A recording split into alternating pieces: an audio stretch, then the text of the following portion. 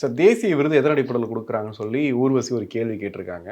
உள்ளொழுக்குக்கு கொடுத்துருக்கீங்க. அதுக்கும் சிறந்த நடிகை கொடுக்காம துணை நடிகைன்னு சொல்லி கொடுத்தீங்க. ஆடு ஜீவிதம் என்ன பாவம் பண்ணுச்சு அப்படின்னு ஒரு பக்கம் பெரிய ஒரு இதே ஓடிட்டு இருக்கு. ஜவான்ல அப்படி என்ன இருக்குன்னு நீங்க வந்துட்டு அது கொடுத்தீங்க அப்படின்ட்டு. நீங்க எப்படி பார்க்குறீங்க இந்த விருது? இல்லைங்க, பொதுவாக தேசிய விருதுகளாகட்டும் அல்லது மாநில விருதுகளாகட்டும் எல்லாமே வாங்கப்படுபவை தான். அதெல்லாம் எந்த தகுதியின் அடிப்படையில் கொடுக்குறாங்க அப்படிங்கிறதெல்லாம் தெரியவே இல்லை. இன்னொன்று அந்த கமிட்டியில் இருக்கிறவங்க எடுக்கிற முடிவு தான். அவங்க படங்களை பார்த்துட்டு எடுக்கிறாங்களா, அவங்களுக்கு என்ன அழுத்தம் கொடுக்கப்படுது அப்படின்லாம் தெரியல. இப்போ பாருங்களேன், இப்போ நீங்கள் சொன்ன மாதிரி ஆடு ஜீவிதம் தான் சிறந்த படம்ங்கிறது உலகத்துக்கே தெரியும்.